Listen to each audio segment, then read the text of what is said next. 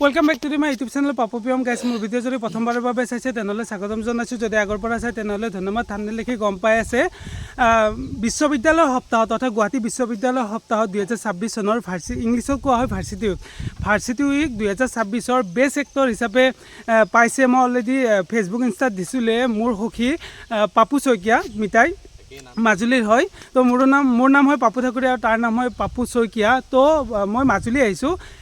মই এনেকৈ মানে মোৰ ভ্লগে বনোৱা যায় সাক্ষাৎকাৰৰ ভিডিঅ' এটা দুটা আগতে দিছিলোঁ বাৰু 2 বছৰ 3 বছৰ আগত এক্টৰ এজনৰ লগতে দিছিলোঁ তো আজি ভাবিলোঁ মোৰ মিতাই সখীৰ লগত এটা মানে কি আৰু সাক্ষাৎকাৰ নিচিনা ভিডিঅ' বনাম আপোনালোকে ভিডিঅ'টো শেষলৈকে চাব তো তাৰ জাৰ্ণিটো অলপমান আপোনালোকৰ মাজত শ্বেয়াৰ কৰিম তো বলক আজি তাৰ ঘৰৰ পৰা মানে মাজুলীৰ পৰাই ভিডিঅ'টো আৰম্ভ কৰিছোঁ প্ৰথমতে আপোনালোকক মিতাইক দেখুৱাই দিছোঁ আগতে দেখুৱাইছোৱে বাৰু তাক লগতে তাৰ যোনটো ট্ৰফি ভাৰ্চিটি উইক 2026ৰ বেষ্ট এক্টৰৰ ট্ৰফিটো ধুনীয়াকৈ দেখুৱাই দিছোঁ চাওক ইয়াৰ মিতাই Papu Saikia welcome to my YouTube channel কেনেকুৱা অভিজ্ঞতা কি আজি মোৰ চেনেলত মানে এটা সৰু ভিডিঅ' বনাব আৰু কেনেকুৱা অভিজ্ঞতা ধুনীয়া লাগিছে মোৰ মিতাই তোকো বহুত বহুত ধন্যবাদ জনাইছোঁ মোৰ পৰা এটা ভিডিঅ' বনাইছ বহুত বহুত ধন্যবাদ হয় তো তাৰ ট্ৰফিটো এবাৰ দেখুৱাই দিব দিছোঁ ধুনীয়াকৈ এইটো চাওক ভাৰ্চিটি উইক 2026ৰ বেষ্ট এক্টৰৰ খিতাপ লোৱা হৈছে মিষ্টাৰ পাপু শইকীয়া মোৰ মিতাই তো তাৰ লগত কিছুমান মানে 5টামান কুৱেশ্যন কৰিম সেইখিনি এনচাৰ আপোনালোকক জনাব আপোনালোকেতো ভাবিছেই চাগে যে কি তাৰ মানে কি আৰু যিহেতু তাক দেখুৱালোঁ ভাৰ্চিটি উইকৰ বেষ্ট এক্টৰৰ খিতাপটো পালে যে ক'ত ঘৰ হয় কেনেকৈ ষ্টাৰ্ট কৰিলে ক'ত পালে মানে গুৱাহাটী ইউনিভাৰ্চিটি বুলিয়ে কৈছোঁৱে কেনেকৈ পালে ক'ত পায় তো আপোনালোকেও যদি মানে ভাবিছে যে কি এক্টিং লাইনত আগুৱাই যাম বুলি কি কৰিব লাগিব কেনেকৈ যাব পাৰিব কিছুমানে নিশিকাকৈ পাই যায় বাৰু এনেকৈ টেলেণ্ট থাকে বাট আপোনালোকে যদি শিকি পিনে আগবাঢ়িব খোজে তাৰ পৰা অলপ আপোনালোকক মই শ্বেয়াৰ কৰিম তো প্ৰথমে আহিছোঁ মোৰ মিতাইৰ পাপু শইকীয়াৰ পৰিচয়টো হয় নমস্কাৰ মই পাপু শইকীয়া মোৰ ঘৰ মাজুলী নয়াবজাৰ কান্ধুলিমাৰী গাঁৱত হয় তো প্ৰথম সুধিছোঁ প্ৰথম কুৱেশ্যনটো মানে পৰিচয়টোতো দিলেই প্ৰথম কুৱেশ্যনটো যে যিহেতু আমি অভিনয়ৰ লগত বনাই আছোঁ অভিনয় বা নাটক লাইনটো তুমি প্ৰথমে মনত থকা আৰু যে মই এনেকৈ এইটো লাইনত যাম তো সেইখিনি অলপ শ্বেয়াৰ কৰা মানে কেনেকৈ ভাবিলা যে অভিনয় লাইনটো বা এক্টিং লাইনটো আগুৱাই যাম বুলি মই ক্লাছ 9 মানৰ পৰাই ভাবিছিলোঁ তেতিয়া কি হয় আমাৰ ইয়াত থিয়েটাৰবোৰ আহে আমাৰ নয়াবজাৰ অঞ্চলত আৰু এই থিয়েটাৰবোৰত আমাৰ কি হয় প্ৰত্যেকখন থিয়েটাৰতে আমাৰ ছিজন টিকট দিয়ে আৰু তেতিয়া লয় আৰু তেতিয়া চাবলৈ যাওঁ আৰু তেতিয়া চাবলৈ যাওঁতে ভাবিলোঁ কেনেকৈ ধৰণেনো কি কৰে এক্টিং কেনেকৈ কৰে বেক ষ্টেজত মানুহবোৰে কেনেকুৱা ধৰণৰ কি কাম চলি থাকে আগততো আমি দেখিহে থাকোঁ কিন্তু বেক ষ্টেজ আৰু লগতে অভিনয়টো কেনেকৈ কৰে তাৰ জানিবলৈ মন গ'ল আৰু তেনেকৈ আৰু সৰুৰ পৰা মই ভাওনা কৰিছিলোঁ ভাওনা কৰি অভিনয়ৰ ক্ষেত্ৰতে তেনেকৈ ৰাপ বাঢ়িল আৰু তেনেকৈ প্ৰথম ক'বলৈ গ'লে ভাওনা ছেকেণ্ড আৰু যেনেকৈ মঞ্চ অভিনয় তথা কেমেৰা অভিনয়ৰ প্ৰতি যদি আকৃষ্ট হৈছোঁ তেনেহ'লে থিয়েটাৰৰ পৰাই হৈছোঁ হয় হয় যিহেতু মিতাই ক'লে পাপুৱে ক'লে যে কি ভাওনাৰ প্ৰতি ইণ্টাৰেষ্ট প্ৰথমতে বেছি আছিল বা ভাওনা কৰিছিল হয় হয় মানে কি সৰুৰ পৰাই ভাওনা কৰিছিলোঁ হয় হয় সৰুৰ পৰা ভাওনা কৰিছিল যিহেতু ভাওনাৰ পৰা গৈ এতিয়া বেষ্ট এক্টৰ পালে গুৱাহাটী ইউনিভাৰ্চিটিৰ পৰা আপোনালোক গুৱাহাটী ইউনিভাৰ্চিটি জানে যে আমাৰ কি অসমৰ নৰ্থ ইষ্টৰ প্ৰথমখন বিশ্ববিদ্যালয় তো মই সিমান অভিজ্ঞ যিহেতু সি পঢ়ি আছে সি বিশ্ববিদ্যালয়খনৰ বিষয়ে বেছিকৈ জানিব তো যিহেতু কৈছে যে কি ভাওনাৰ ইণ্টাৰেষ্টৰ কথা এটা ভাওনাৰ সংলাপ শুনিব বিচাৰোঁ তোমাৰ পৰা মই ভাওনা বুলি ক'লে মই মুখ্যকৈ ভগৱান কৃষ্ণ বা বিষ্ণুৰে চৰিত্ৰ ৰূপায়ণ কৰোঁ হয় হয় তাৰে এটা গান্ধাৰী অভিশাপ নাটক ভাগৰ এটা ডাইলগ মই কৈ আছোঁ হয় আমি এই ওমকাৰ এই বিশ্ব ব্ৰহ্মাণ্ডৰ সৃষ্টি স্থিতি প্ৰলয়ৰ আমি এই কাৰণ আমাৰ এই নিৰ্দেশ মতে ব্ৰহ্মা ৰুদ্ৰ আদি কৰি যতবা দেৱগণ নিজ নিজ কাৰ্যত হৈস্যব্ৰতী আজি ভয়ে লাগিছে সংগ্ৰাম হওঁ কুৰুক্ষেত্ৰত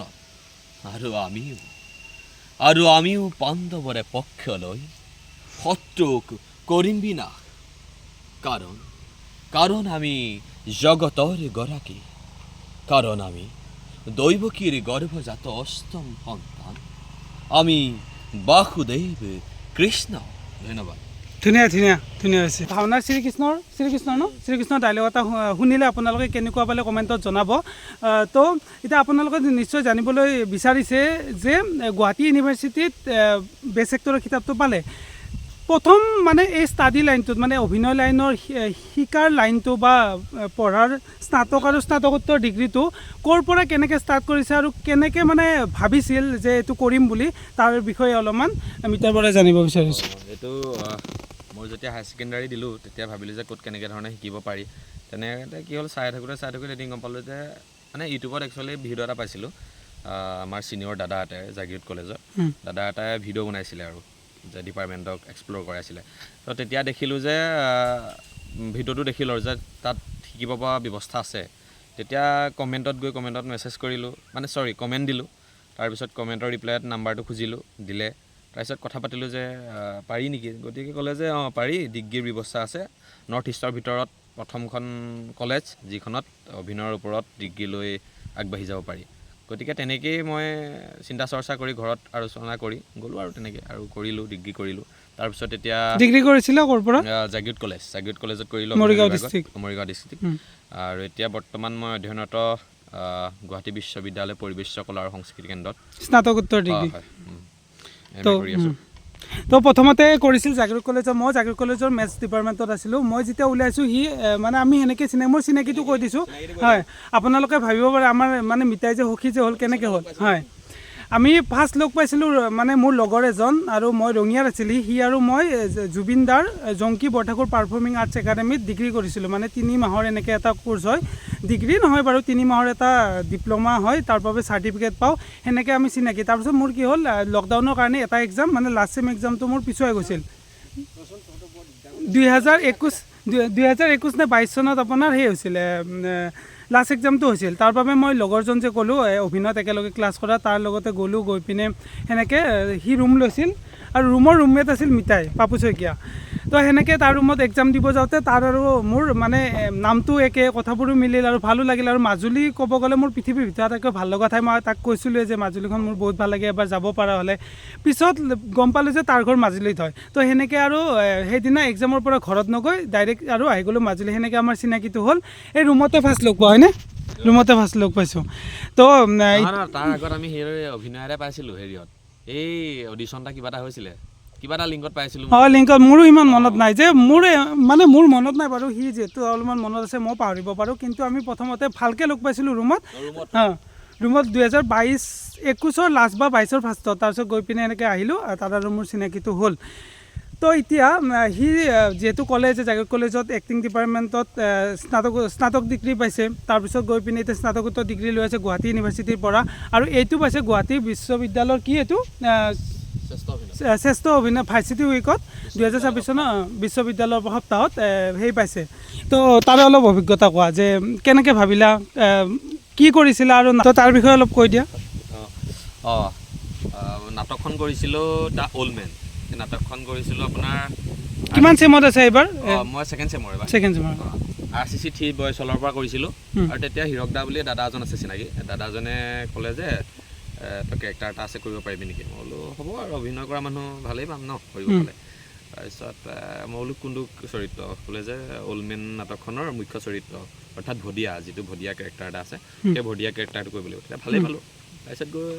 15 দিনমানৰ আগৰ পৰা ৰিহাৰ্চেল, ৰাতি ৰিহাৰ্চেল ৰাতিপুৱালৈকেও হয়, কেতিয়াবা সেই 5টা বজাৰ পৰা 12টা 1টা, কেতিয়াবা 1টা বজাৰ পৰা পুৰা ৰাতিপুৱালৈকে হয়। তেনেকৈ কৰিলোঁ। তাৰপিছত অভিজ্ঞতা বুলিবলৈ ক'লে বৰ ধুনীয়া, ভাল লাগিল। আৰু শ্ৰেষ্ঠ অভিনেতাৰ কিতাপ যিহেতু লাভ কৰিলোঁ, গতিকে সেইটো বহুত ডাঙৰ অনুভৱ। আৰু ইমান দিনৰ জাৰ্ণি, ইমান দিনৰ কষ্ট, মানে 15 দিনমানৰ ৰাত দিন কষ্ট কৰাৰ পিছত বা প্ৰথম ষ্টাৰ্টিঙৰ পৰা ভাওনা কৰাৰ পৰা বৰ্তমান জাৰ্ণিটোত কিবা এটা মানে কিবা এটা সেই আৰু। তো এই ভদিয়া বুলি যোনটো কেৰেক্টাৰ ক'লা, তাৰ কিবা এটা ডাইলগ ধুনীয়াকৈ যদি মোৰ সেইখিনি শুনাই দিব পাৰে বা মই শুনিব পাৰে ভাল পাব। লাইভ মই যিহেতু দেখা নাই, নাটকখন চোৱা নাই। প্ৰথমৰ চিনটোৰ পৰা আৰম্ভ কৰিছোঁ। কি হয়, সেই চৰিত্ৰটোৱে এটা মাছমৰীয়া হয়। আৰু এই মাছমৰীয়া চৰিত্ৰটোৱে এটা মেকুৰীক মানে কথাবোৰ কৈ থাকে। তেতিয়া আৰু এনেকৈ ধৰা ice ice ice ice ice ice ice ice ice ice সেই দামোদৰৰ ঘৰখন যদি তোৰ ইমানেই পচন্দৰ ঘৰ, সেই টালি টোপোলা বান্ধি তালৈ যাগৈ যা। তই ইয়াত কিহৰ অসুবিধাটো পাইছ? মোৰ নিজৰ ভাগে খাবলৈ এটা মাছ নাই, তেল নিমখ কিনিবলৈ সেই ফুটা কৰি এটা নাই।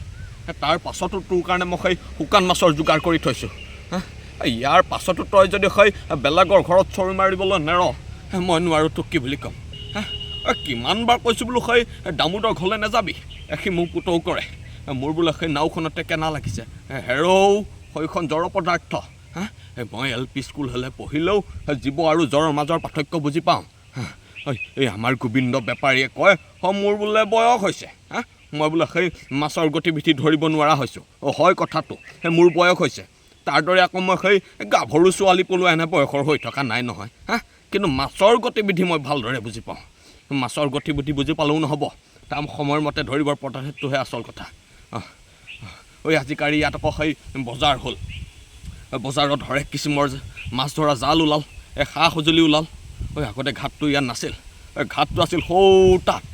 50ৰ ভূমিকম্পৰ সময়ত নদীখন লৰিল মানেতো সেই ঘাটটো লৰিল আগতে ঘাটটো আছিল মোৰ সেই তোৰ 10 মিনিটৰ বাট এটা নাই বুলি কওঁতো 3খন তামোলৰ বাট 3খন তামোল মানে আকৌ তোৰ সেই 3 10 30 তোৰ আধা ঘণ্টা হা আজিকালি আকৌ মানুহবোৰ চহৰলৈ যায় হা চহৰত গৈ সেই টেকাৰ মেজিক চলায় আৰু সেইটো এই বটলৰ ঢাকনি বনোৱা কোম্পানী নকৰি কৰে আগতে আকৌ আমাৰ সেইবোৰ কাম নাই হা আগতে আকৌ আমাৰ কাম কি মাছ ধৰা খেতি কৰা তাৰ বাহিৰে আৰু বেলেগ কাম নাই সেই তাৰে দুই এজনে সোণ ৰূপৰ গহনা গাঁঠৰি অলংকাৰ বনোৱা কাম কৰে তাৰ বাহিৰে আৰু নাই একো কাম নাই আজিকালি গাঁওখন সলনি হ'ল এতিয়া ময়ো মোৰ ধৰণে গাঁওখন চালে ক'ত হ'ব হা এতিয়া ময়ে সেই আজি 83টা দিন এটা মাছো পোৱা নাই মই সদায় নদীখনলৈ যাওঁ আৰু মাছ মাৰোঁ কিন্তু আজি সেই 83 নম্বৰ দিন হ'ল এটা মাছো পোৱা নাই ধুনীয়া তো আপোনালোকে যদি ভালদৰে শুনিছে নিশ্চয় তাৰ এক্টিঙৰ ফিলটো বা এতিয়া ডাইৰেক্ট এনেকৈ থিয় হৈ কৰিছে যিটো নাটকত অনুভৱ তাৰ যেতিয়া মানে সেই মঞ্চখন পোৱা যায় তেতিয়া মানে আৰু মানে ইয়াতকৈ বেটাৰ মানে বহুত ভাল হ'ব আৰু তো এতিয়া আৰু দুটামানৰ কুৱেশ্যন কৰিম লাষ্ট যে মিতায়ে পাপু শইকীয়াই যে ভাওনাৰ পৰা আৰম্ভ মানে জনা হোৱাৰ পৰা বৰ্তমানলৈকে প্ৰিয় মানে নিজৰ প্ৰিয় যিটো মানে কৰি মানে ভিতৰৰ পৰা শান্তি পায় সেই কিবা এটা যদি ডাইলগ এনেকুৱা আছে মানে যিকোনো হ'ব ভাওনাটো বহুত ডাইলগ আছে মানে প্ৰিয় মানে এতিয়ালৈকে ভাল লগা ক'বলৈ গ'লে এইখন নাটকৰে বহুত ধুনীয়া ডাইলগ এটা আছে সেইটোৱে কৈ দিয়া এইটো আছে মানে কি হয় হৰেণ বুলি কেৰেক্টাৰ এটা আছে তাত মানে সেইটো চিনত নোলায় আৰু অফ ষ্টেজত মানে হেৰিত থাকে আৰু তাৰপিছত কি হয় সেই হৰেণ কেৰেক্টাৰটোৰ লগতে মানে তেওঁ অলপ ঠাট্টা মস্কৰা কৰি থাকে এইটো হৰেণ কেৰেক্টাৰটোৱে ভদিয়া কেৰেক্টাৰটোক মানে তেতিয়া তেওঁকে কৈ কথা এটা ডাইলগ এটা কয় মানে প্ৰথম চিনটো এনেকৈ আৰম্ভ হয় ওজাপালি এটাৰ পৰা আৰম্ভ হা চালতে শুকাব ঐ ৰাঙৰ মালতী হাই মোৰ কৃষ্ণ